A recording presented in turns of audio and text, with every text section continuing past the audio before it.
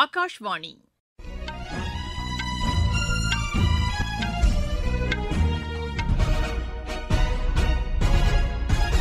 செய்திகள் வாசிப்பவர் சுமித்ரா ரத்னம். தலைப்புச் செய்திகள்: சிறு குறு நடுத்தர தொழில் நிறுவனங்கள் தினத்தையொட்டி புதுதில்லியில் இன்று நடைபெறும் நிகழ்ச்சியில் குடியரசுத் தலைவர் திருமதி திரௌபதி முர்மு பங்கேற்று உரையாற்றவுள்ளார். இருசக்கர வாகனங்களுக்கு சுங்க கட்டணம் வசூலிக்கும் திட்டம் எதுவும் இல்லை என்று மத்திய சாலை போக்குவரத்துத்துறை அமைச்சர் திரு நிதின் கட்கரி தெரிவித்துள்ளார். இந்தியாவுக்கு வரும் வெளிநாட்டு சுற்றுலாப் பயணிகள் எண்ணிக்கை தொடர்ந்து அதிகரித்து வருவதாக மத்திய சுற்றுலாத்துறை அமைச்சர் திரு கஜேந்திர சிங் ஷெகாவத் கூறியுள்ளார். கடல்சார் துறையில் டிஜிட்டல் திறன்களையும் நிதி ஸ்திரத்தன்மையையும் வலுப்படுத்த மத்திய அரசு உறுதிபூண்டுள்ளதாக கப்பல் போக்குவரத்துத்துறை அமைச்சர் திரு சர்பானந்த சோனோவால் தெரிவித்துள்ளார். அமெரிக்க ஓபன் பேட்மிண்டன் போட்டியில் இந்தியாவின் ஆயுஷ் ஷெட்டி காலிறுதிக்கு முன்னேறியுள்ளார்.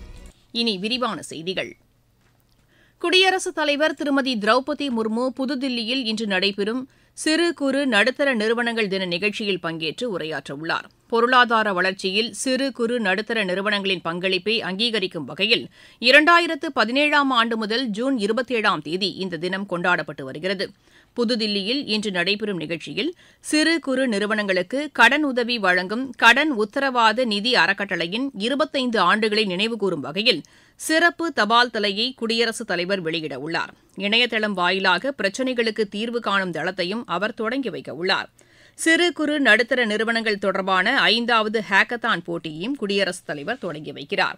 இந்நிகழ்ச்சியில் மத்திய சிறு குறு நடுத்தர நிறுவனங்கள் துறை அமைச்சர் திரு ஜித்தன் ராம் மாஞ்சி, இணையமைச்சர் செல்வி ஷோபா கரன்லாஜே ஆகியோரும் பங்கேற்கவுள்ளனர். இருசக்கர வாகனங்களுக்கு சுங்க கட்டணம் வசூலிக்கும் திட்டம் எதுவும் இல்லை என்று மத்திய சாலை போக்குவரத்துத்துறை அமைச்சர் திரு நிதின் கட்கரி கூறியுள்ளார். சமூக வலைதளத்தில் அவர் வெளியிட்டுள்ள பதிவில் இதனை அவர் தெளிவுபடுத்தியுள்ளார். இதுகுறித்து சில ஊடகங்களில் வெளியான செய்திகள் தவறானவை என்று அவர் தெரிவித்துள்ளார். இருசக்கர வாகனங்களுக்கு முழுமையான சுங்க கட்டண விலக்கு தொடரும் என்றும் அமைச்சர் கூறியுள்ளார். தவறான செய்திகளை பரப்புவது ஆரோக்கியமான ஊடக நடைமுறை அல்ல என்றும் திரு நிதின் கட்கரி குறிப்பிட்டுள்ளார். நாட்டில் ரயில்வே கட்டமைப்புகளை மேம்படுத்த மத்திய அரசு உயர் முன்னுரிமை அளித்து செயல்படுவதாக அத்துறைக்கான அமைச்சர் திரு அஸ்வினி வைஷ்ணவ் கூறியுள்ளார். குவாலியர் பெங்களூரு இடையிலான விரைவு ரயில் சேவையின் தொடக்க விழாவில் காணொலி வாயிலாக பங்கேற்று பேசிய அவர், மத்திய பிரதேச ரயில்வே திட்டங்களுக்கான நிதி ஒதுக்கீடு கடந்த 11 ஆண்டுகளில் பல மடங்கு அதிகரிக்கப்பட்டுள்ளதாக கூறினார். இந்த புதிய ரயில் சேவை மூலம் மகாராஷ்டிரா, தெலங்கானா, ஆந்திரா மற்றும் கர்நாடக மாநிலங்களைச் சேர்ந்த மக்கள் பயனடைவார்கள் என்றும் அவர் குறிப்பிட்டார். இந்நிகழ்ச்சியில் தொலைத்தொடர்புத்துறை அமைச்சர் திரு ஜோதிராதித்ய சிந்தியா, மத்திய பிரதேச முதலமைச்சர் திரு மோகன் யாதவ் உள்ளிட்டோர் பங்கேற்றனர். இந்தியாவுக்கு வரும் வெளிநாட்டு சுற்றுலாப் பயணிகள் எண்ணிக்கை தொடர்ந்து அதிகரித்து வருவதாக மத்திய சுற்றுலாத்துறை அமைச்சர் திரு கஜேந்திர சிங் ஷெகாவத் தெரிவித்துள்ளார். ஆந்திர மாநிலம் ராஜமகேந்திரவரத்தில் அகண்ட கோதாவரி சுற்றுலா திட்டத்திற்கு நேற்று அவர் அடிக்கல் நாட்டினார். நடப்பு நிதியாண்டில் இந்தியாவுக்கு வெளிநாட்டு சுற்றுலாப் பயணிகள் 2 கோடி பேர் வருவார்கள் என்று எதிர்பார்க்கப்படுவதாக அவர் தெரிவித்தார். அகண்ட கோதாவரி திட்டம் ராஜமகேந்திரவரத்தை பெரிய ஆன்மீக மற்றும் கலாச்சார சுற்றுலா மையமாக மாற்றும் என்றும் அவர் குறிப்பிட்டார். இதன் மூலம் 8000 பேருக்கு வேலைவாய்ப்பு கிடைப்பதுடன் அங்கு வரும் சுற்றுலாப் பயணிகள் எண்ணிக்கையும் அதிகரிக்கும் என்றும் திரு கஜேந்திர சிங் ஷெகாவத் தெரிவித்தார். எரிசக்தி துறையில் மேற்கொள்ளப்பட்டு வரும் நடவடிக்கைகள் குறித்து மத்திய அமைச்சர் திரு மனோகர்லால், இணையமைச்சர் திரு ஸ்ரீபத் யசோ நாயக் ஆகியோருடன் ஆலோசனை மேற்கொண்டதாக புதுப்பிக்கத்தக்க எரிசக்தித்துறை அமைச்சர் திரு பிரஹ்லாத் ஜோஷி தெரிவித்துள்ளார். இது தொடர்பாக சமூக வலைதளத்தில் அவர் வெளியிட்டுள்ள பதிவில், காற்றாலை மின் உற்பத்தி, மின் பகிர்மானம் மற்றும் புதுப்பிக்கத்தக்க எரிசக்தித்துறை எதிர்கொண்டுள்ள சவால்கள் குறித்து ஆலோசனை நடத்தியதாக தெரிவித்துள்ளார். நீங்கள் கேட்டுக் கொண்டிருப்பது ஆகாஷ்வாணியின் செய்தி அறிக்கை. மோடி அரசின் 11 ஆண்டுகள் உலக பொருளாதாரத்தில் 4ஆம் இடம், உலக தரத்திலான கட்டமைப்பு வசதிகள், 25 கோடிக்கும் மேற்பட்டோர் வறுமையிலிருந்து மீட்பு, 86 கோடிக்கும் மேற்பட்டோருக்கு இலவச உணவு தானியங்கள், அனைத்து துறைகளிலும் வளர்ச்சி, சேவை, நல்லாட்சி, ஏழைகளின் நலன். இதுவே மோடி அரசின் தாரக மந்திரம். வளர்ச்சியடைந்த இந்தியாவிற்கான மோடி அரசின் பயணத்தில் இது அமுத காலம்.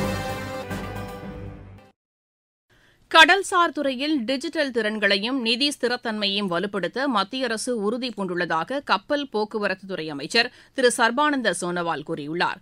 நாட்டின் முதல் கடல்சார் வங்கிசாரா நிதி நிறுவனமான சாகர்மாலா நிதி கழகத்தை நேற்று அவர் தொடங்கி வைத்தார். முன்பு சாகர்மாலா மேம்பாட்டு நிறுவனம் என அழைக்கப்பட்ட இது தற்போது சாகர்மாலா நிதி கழகம் என்று மறுசீரமைக்கப்பட்டு மாற்றி அமைக்கப்பட்டுள்ளதாக அமைச்சர் கூறினார். இந்நிறுவனம் ரிசர்வ் வங்கியில் வங்கிசாரா நிதி நிறுவனமாக பதிவு செய்யப்பட்டுள்ளதாகவும் அவர் குறிப்பிட்டார். இந்த புதிய நிறுவனம் கடல்சார் துறையில் முக்கியமான நிதி இடைவெளிகளை குறைக்கும் என்றும் அவர் தெரிவித்தார். கப்பல் நிறுவனங்கள், கடல்சார் சிறு குறு நடுத்தர நிறுவனங்கள் போன்றவற்றின் மேம்பாட்டுக்கு இது உதவும் என்றும் அமைச்சர் கூறினார். ஆஸ்திரேலிய வெளியுறவு அமைச்சர் திருமதி பென்னி வாங்குடன் நடத்திய பேச்சுவார்த்தை ஆக்கப்பூர்வமாக அமைந்ததாக வெளியுறவு அமைச்சர் திரு ஜெய்சங்கர் தெரிவித்துள்ளார். இது தொடர்பாக அவர் வெளியிட்டுள்ள சமூக வலைதள பதிவில் குவாட் மாநாடு அடுத்த வாரம் நடைபெறவுள்ள நிலையில் இருதரப்பு ஒத்துழைப்பு குறித்து இந்த பேச்சுவார்த்தை நடைபெற்றதாக தெரிவித்துள்ளார். ஆக்சியம் 4 திட்டத்தின் மூலம் ஆய்வு மேற்கொள்வதற்காக சர்வதேச விண்வெளி ஆய்வு மையத்திற்கு சென்றுள்ள இந்திய விண்வெளி வீரர் சுபான்ஷு சுக்லாவிற்கு மத்திய அறிவியல் மற்றும் தொழில்நுட்பத்துறை இணையமைச்சர் டாக்டர் ஜிதேந்திர சிங் வாழ்த்து தெரிவித்துள்ளார்.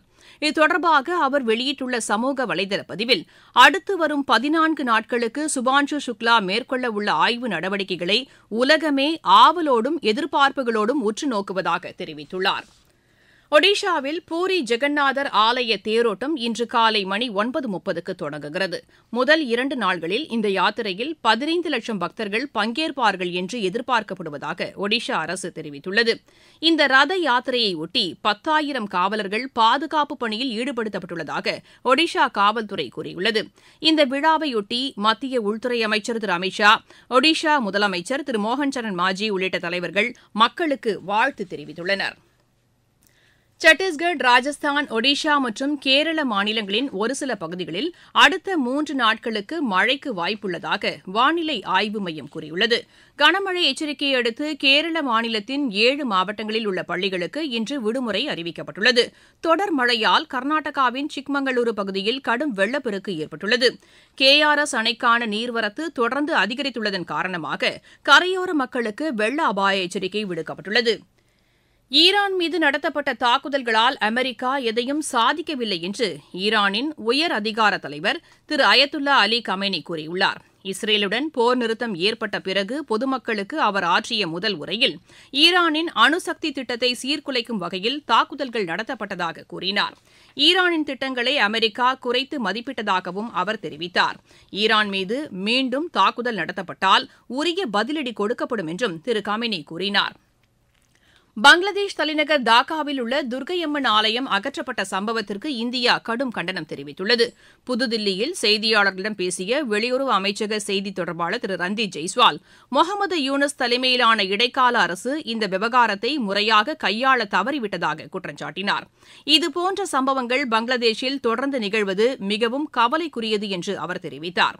பங்களாதேஷில் உள்ள சிறுபான்மை இந்துக்களின் உரிமைகளையும் அவர்களது சொத்துக்களையும் பாதுகாப்பது அங்குள்ள இடைக்கால அரசின் பொறுப்பு என்றும் திரு ரந்தீர் ஜெய்ஸ்வால் தெரிவித்தார்.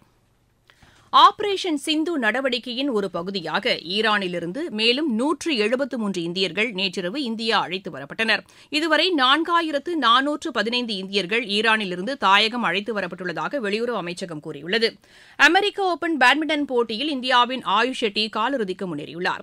ஆடவர் ஒற்றையர் பிரிவு காலிறுதிக்கு முந்தைய சுற்று ஆட்டத்தில் அவர் 21-12, 13-21, 21-15 என்ற செட் கணக்கில் தருண் மன்னேப்பள்ளியை வென்றார். மகளிர் ஒற்றையர் பிரிவில் தன்வி சர்மாவும் காலிறுதிக்கு முன்னேறியுள்ளார். மாஸ்டர்ஸ் கோப்பை ஹாக்கி போட்டியின் ஆடவர் பிரிவு இறுதியாட்டத்தில் தமிழ்நாடு அணி மகாராஷ்டிரா அணியை இன்று எதிர்கொள்கிறது. மகளிர் பிரிவில் ஒடிஷா அணி பஞ்சாப் அணியை எதிர்கொள்கிறது.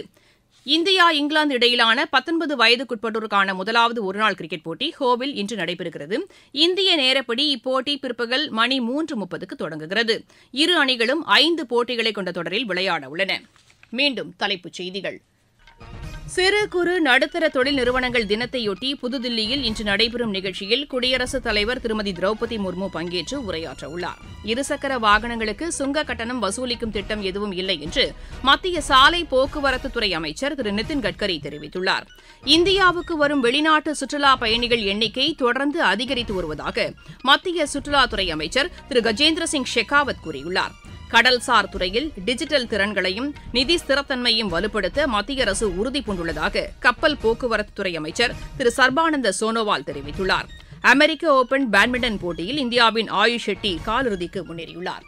செய்தியறிக்கை நிறைவடைகிறது.